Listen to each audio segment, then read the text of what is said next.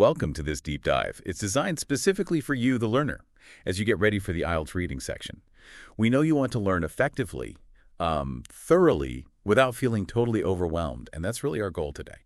That's right. And we've got a great resource to explore today. Understanding IELTS reading Speak English about building reading skills. And it's important, I think, to see this not just as, test prep. It's really a chance to build genuine English reading skills. And the confidence to actually talk about your learning, your progress. Exactly. So our mission here is to pull out the most valuable strategies, the key vocabulary, the insights from this source. We want to equip you with smart techniques for IELTS reading, moving beyond just, reading faster. Yeah, speed isn't everything. We'll look at how you can understand and discuss your own reading habits, maybe some challenges, and the progress you're making, all in fluent English. Okay, so let's start with a learner's journey. The source tells us about someone named Ali. Yes, Ali's story. And what's really relatable is his initial reaction. Like so many learners, he felt pretty overwhelmed by the IELTS reading paper. The source talks about, his feeling that the texts were too long, time too short. And the vocabulary just seemed endless. Absolutely. A very common feeling. And if you feel that way, the learner, you're definitely not alone. It really shows how breaking down big tasks, it helps. Small steps, consistent action that builds momentum, reduces that feeling of being overloaded. Sustainable habits, not just sort of heroic efforts once in a while. Exactly. Okay, but here's the interesting part, the turning point for Ali. Instead of just panicking, he took this really practical step, reading one article a day from places like the BBC, National Geographic. Yeah. What strikes you about that simple change? Well, it wasn't just about reading more English. It was about consistent, manageable practice and with authentic stuff. Right, the kind of material you might actually see. One article a day. That's achievable. It lets you focus rather than, drowning in massive texts.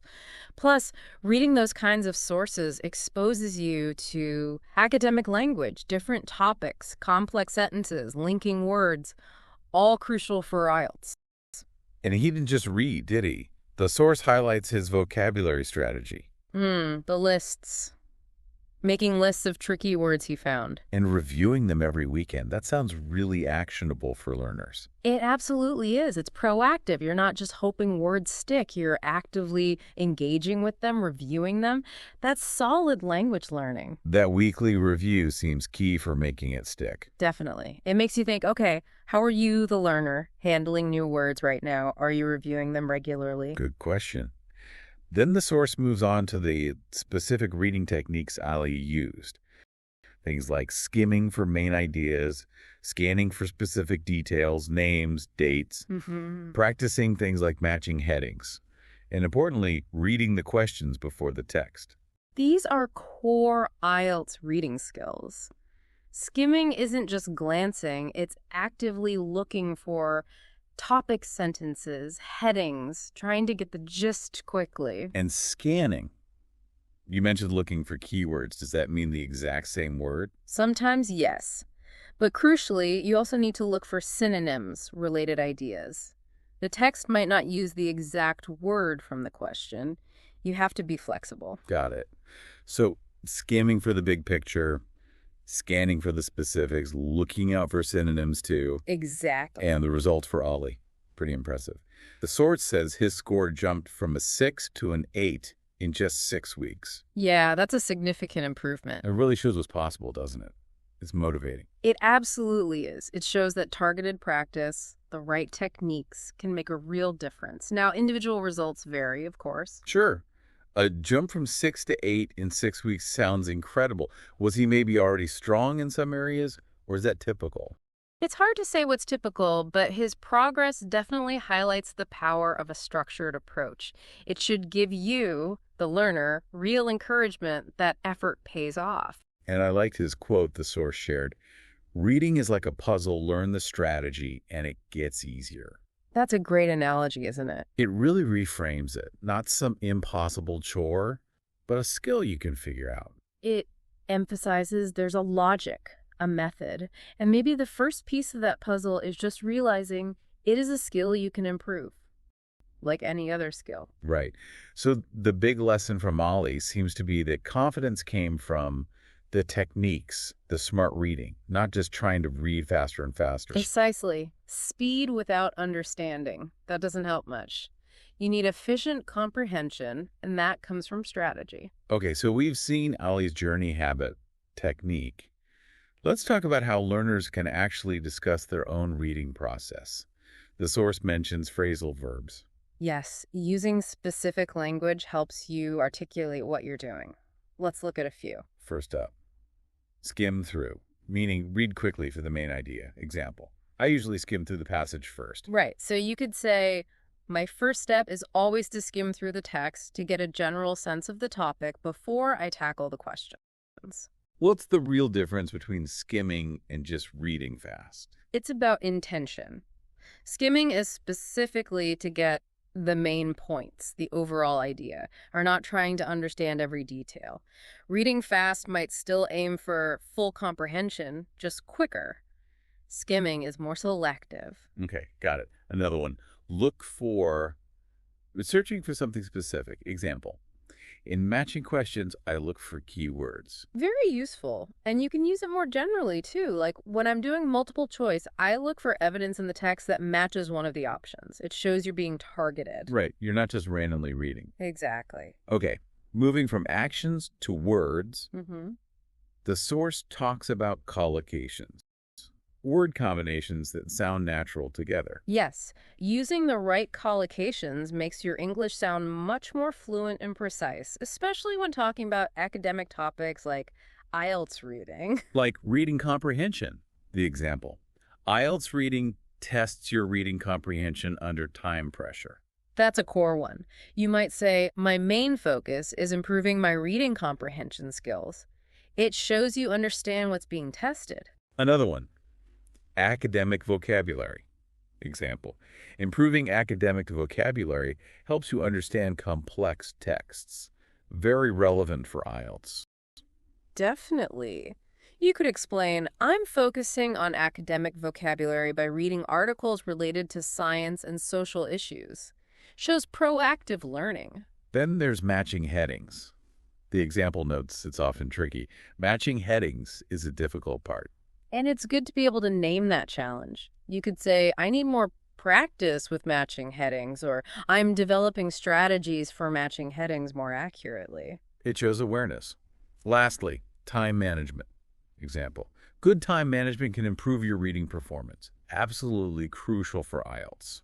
You could say, I'm working on my time management by doing practice tests under timed conditions.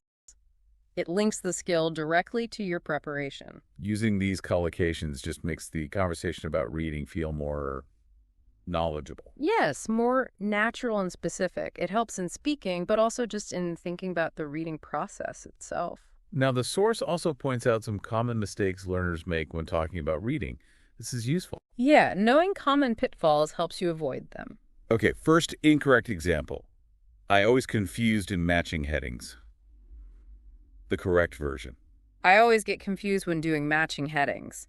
It's about the verb form, using get confused. Right, another mistake. I read every word carefully. Why is that presented as a mistake in the context of IELTS? Because it's usually inefficient for the test. The source suggests the better approach is, I skim and scan to save time during the test. It reflects a more strategic method. Careful reading has its place, but not usually for the whole text under timed pressure. That makes sense. And the last one is interesting. Incorrect. I didn't understand all word in the text. Correct. I didn't understand every word in the text. And the source adds, but that's okay. That's such a key point. It's okay. You don't need to understand every single word. It's about getting the main ideas, finding the answers you need. Exactly. Focusing on overall meaning and the specific information required. Don't let unknown words stop you completely. So avoiding those errors helps. But how can learners actively communicate clearly about their reading? The source gives good advice here.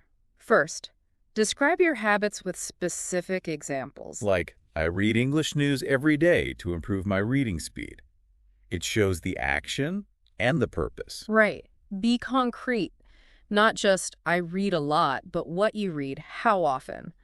I try to read one academic text each evening for about 45 minutes. That gives a clearer picture. And also explain your learning journey. Show progress. Yeah, like the example. At first I found reading difficult, but now I enjoy academic texts. It shows growth. Or you could say matching headings used to be my weakest area, but I've improved by practicing specific techniques. Exactly. Showing that reflection is powerful. And finally, use transitions.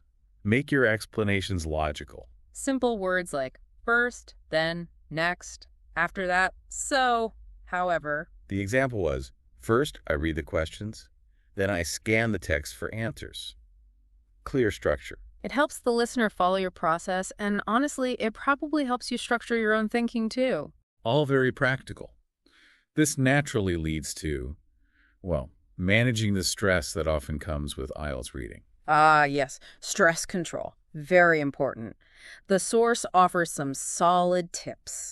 A key one we've touched on, don't panic about unknown words, use the context. Right. Try to infer the meaning. Look at the words around it. Ask yourself, does it seem positive or negative? What kind of word might fit here? It's a skill you can practice. And remind yourself, you don't need 100% understanding of every word. Absolutely not. Focus on what you do understand and what you need for the question. Another tip. Yeah. Practice under timed conditions. This is huge for reducing anxiety. The more you simulate the test environment, the less daunting the real thing feels. You get used to the pressure, you figure out your pacing. Builds confidence. And the source also suggests reading a variety of topics. Yes, flexibility. Don't just read about one subject. Expose yourself to different writing styles, different types of vocabulary, science, history, arts, social issues. Makes you more adaptable on test day. Definitely. You feel more prepared for whatever topic they throw at you. And the final point on stress ties back to an earlier one. Focus on understanding, not perfection. It's about progress, not achieving some impossible standard. It's okay to make mistakes. Aim to understand the main points and answer the questions as best you can.